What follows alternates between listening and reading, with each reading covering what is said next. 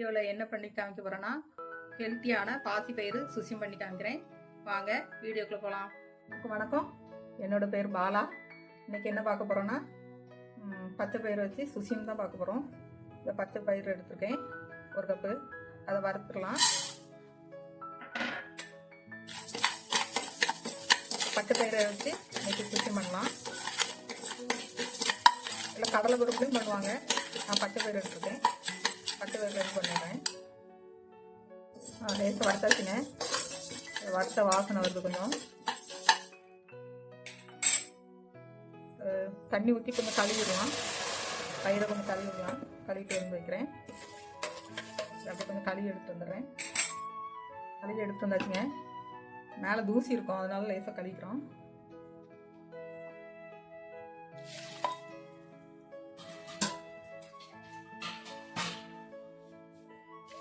தண்ணி விட்டு வேக வச்சிடலாம்.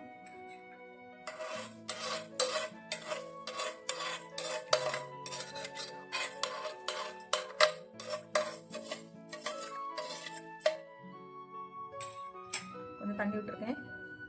வேகிற அளவுக்கு தண்ணி விட்டுக்கலாம். விட்டுட்டு கொஞ்சோண்டு உப்பு, டேஸ்ட்டுக்காக கொஞ்சோண்டு உப்பு ஆட் பண்ணிக்கிறேன்.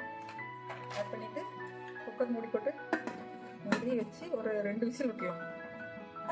2 அல்லது 3 அந்த மாதிரி வேக வச்சுருங்க. விசில் வந்துருச்சுங்க. ஆஃப் பண்ணிடுறேன். மாவு அதுக்குள்ளே மாவு கரைச்சி ரெடி பண்ணிடலாம். பாசி பயிரில் சுசியம் பண்ணால் ரொம்ப நல்லாயிருக்கும். நீங்களும் ஒரு முறை செஞ்சு பாருங்கள். இது வந்து 3/4 கப்பு அரிசி மாவு எடுத்துருக்கேன். 1/2 கப்பு வந்து மைதா மாவு எடுத்துருக்கேன்.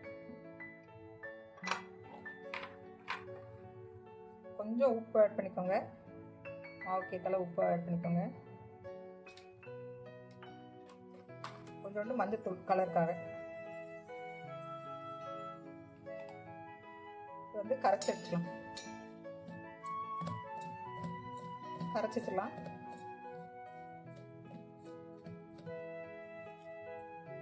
தண்ணி ஊற்றி கொஞ்சம் கெட்டியாக கரைச்சி வச்சுருங்க.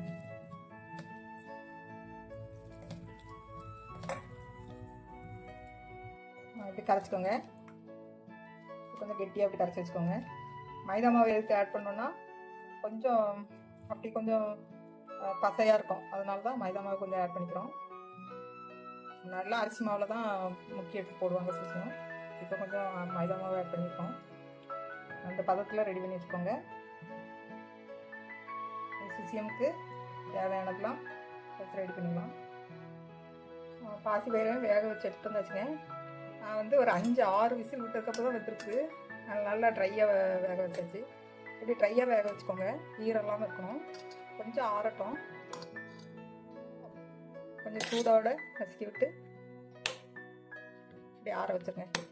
இப்போ உருண்டை பிடிக்கிறது ஈரம் இல்லாமல் நல்லாயிருக்கும். அது சூட்டில் சர்க்கரை போட்டோன்னா இலையிரும். இலகி தண்ணி ஆயிக்கும். அதனால் நம்ம கொஞ்சம் நல்லாவே ஆற வச்சிடுறோம். ஆற வச்சு எடுத்துகிட்டு வந்துடுறேங்க.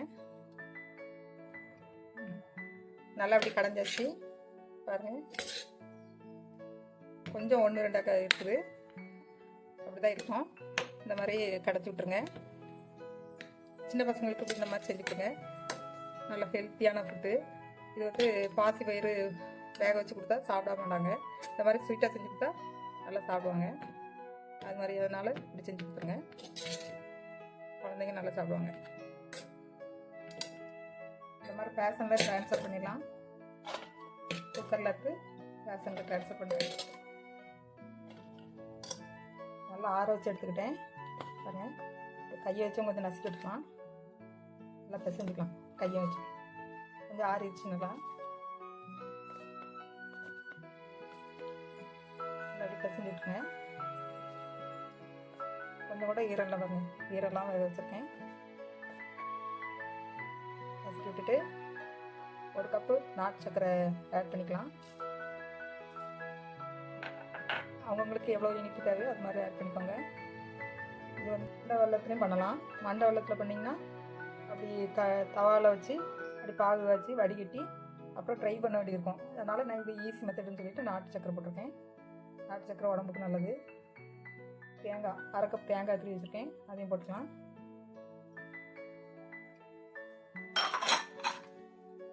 ஏலக்காய் 2 போட்டுக்கிறேன். அப்படியே மிக்ஸ் பண்ணி உருண்டையை பிடிச்சி வச்சுக்கலாம். அப்படியே மிக்ஸ் பண்ணிக்கலாம்.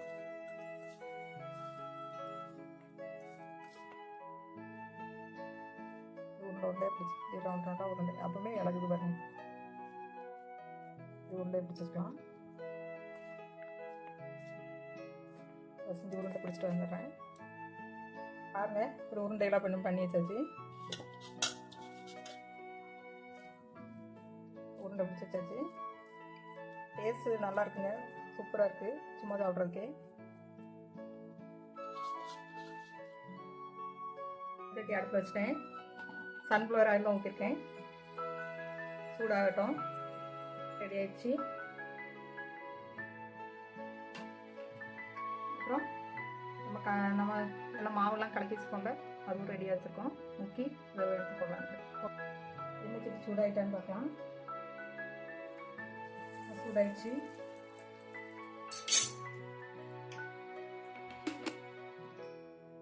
ஒன்றா இந்த உருண்டை முக்கி இப்படி முக்கி பாருங்க, இப்படி முக்கி இப்படி போட்டலாம்.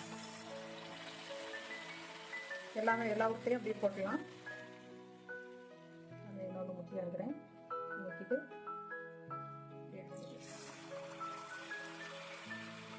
மிதமான சூட்டில் பொரிச்சு எடுக்கலாம்.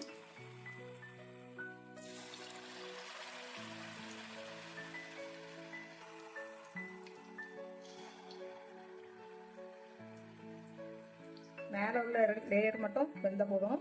நம்ம உள்ள ஏற்கனவே வேக வச்சு தான் உருண்டை பிடிச்சிப்போம்.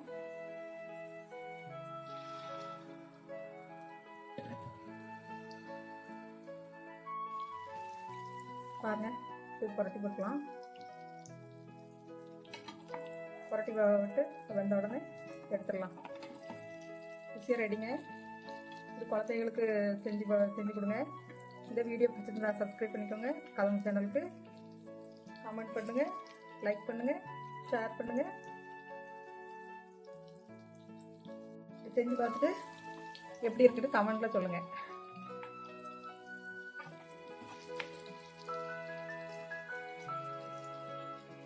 இதை எடுத்துடலாம்.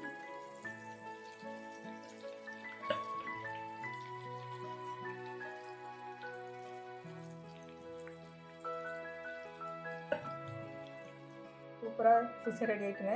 பாருங்க, கொஞ்சம் மொறுமொறுன்ட்டு சாஃப்டாகவும் இருக்குது.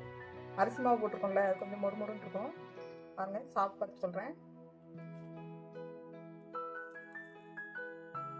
சாப்பிட்டு சூப்பராக இருக்கு. இந்த வீடியோ பிடிச்சிருந்தா சப்ஸ்கிரைப் பண்ணிக்கோங்க. எல்லாருக்கும் நன்றி. வீடியோ பார்த்த எல்லாருக்கும் நன்றி.